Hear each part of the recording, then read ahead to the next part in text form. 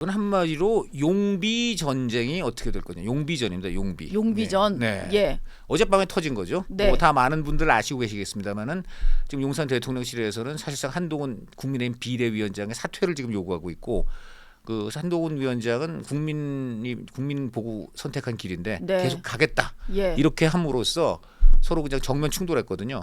어젯밤에 이게 이제 공론화가 됐기 때문에 뭐 오늘부터 시작해서 이번 한 주가 이 문제로 아주 시끌시끌할 것 같습니다. 일단 오늘 비대위가 있고 한동훈 위원장이 이런 일이 불거진 다음에 첫 회의에서 어떤 말을 할지도 좀 궁금한데요.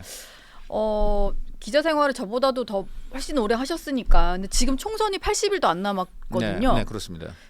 이게 아무리 갈등이 있어도 겉으로 드러내는 게 상당히 이례적이라는 생각이 들었는데 어떻게 보셨습니까? 아주 이례적이고요. 예. 저도 사실 그 어제 일요일인데 아마 어제 각 매체 정치부, 언론 매체 정치부들이 아주 난리가 났을 겁니다. 예. 네. 그래서 밥까지 하고 사설까지 다 갈아 끼고 이게 문제가 얼마나 심각한지를 보여주는 건데요.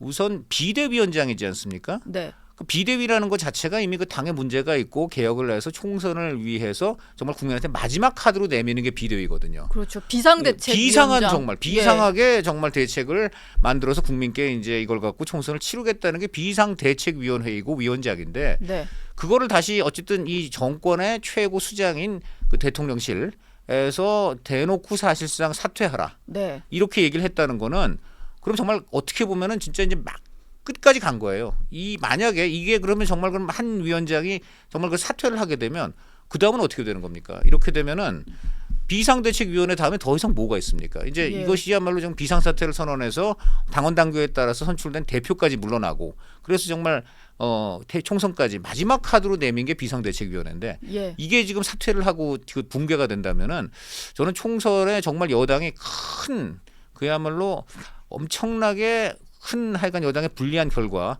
이거가 자초하는 그런 문제를 안을 것 같아요. 네. 일단 대통령실에서 얘기하는 것은 김경률 비대위원의 어떤 사천 논란, 그렇습니다. 한동훈 위원장이 전혀 조율되지 않은 상태에서 네. 뭐 마포울에 거의 공천을 확정한 것처럼 발표한 이것을 문제를 삼고 있는데 네. 사실 그 속내를 들여다 보면 김경률 비대위원이 사실 그 국민의 비대위에서는 유일하게 혼자 목소리를 냈던 게 김건희 여사의 사과 요구 얘기를 했잖아요. 그렇습니다. 근데 한동훈 위원장이 이 내용에 대해서 뭔가 김경률 비대위원에게 좀 통일된 목소리를 요구하지 않고 방치한 것? 이게 네. 좀 대통령실 입장에서는 불편했던 게 아닌가 이런 말들을 하더라고요. 일단 지금 우선 이 공천은 사실은 비대위원장의 가장 중요한 역할입니다. 예. 공천을 통해서 어떤 인물을 국민한테 선보이고 또 어떤 문제가 있는 인물은 솎아내고 이것을 통해서 한마디로 그 선거에서 이제 그 여당의 진면목을 보여주는 거거든요. 네. 그래서 그야말로 비대위원장의 아주 중요한 권한인데 이 정도 문제를 가지고 일반적으로 대통령실에서 더군다나 사실 대통령실과 여당은 뭐 같은 우호 관계지만 어떤 법적으로는 분리돼 있고요. 그다음에 예. 대통령실이 그 당의 어떤 인사를 좌지우지할 수가 없습니다. 그런데 이런 상황에서 이게 터졌다는 거는 좀 납득이 될 수가 없고요. 또 서로 사천 논란 때문에 그랬다고 한다면 그 전에 바로 원희룡 전 국토교통부 장관이 개항을에 나오는 문제. 네. 이것도 원희룡 장관이 그때 원희룡 전 장관이 한동훈 위원장이 인천 개항에 가서 신년 인사회 할 때 거기 가가지고 그렇죠. 무대에서 예. 그 한동훈 위원장이 소개를 했잖아요. 그래서 원희룡 장관도 개항을에 전략공천 되나 하는 그런 전망을 불러일으켰지 않습니까? 네. 그때는 용산이 이렇게까지 나오지 않았잖아요. 똑같이 전략공천 지금 그런 어떤 논란이 나고 있는데 예. 김경률 하여간 비대위원 전략공천 논란 이후에 이게 나왔다는 거는 김경률 비대위원 쪽에 더 뭔가 관련이 있다고 봐야 되고 굳이 이제 따진다면 네. 그리고 김경률하고 원희룡의 차이를 본다면은 결국 이제 김여사 문제를 어쨌든 김경률 그 위원이 비대위원이, 상당히 강력하게 얘기를 했죠. 네. 그러니까 그것과 연결되어 있다고밖에 볼 수가 없습니다. 그리고 제가 취재한 바에 따르면 한동훈 위원장을 지금 이관섭 비서실장이 만났지 않습니까? 예. 대통령 비서실장이 만나서 네.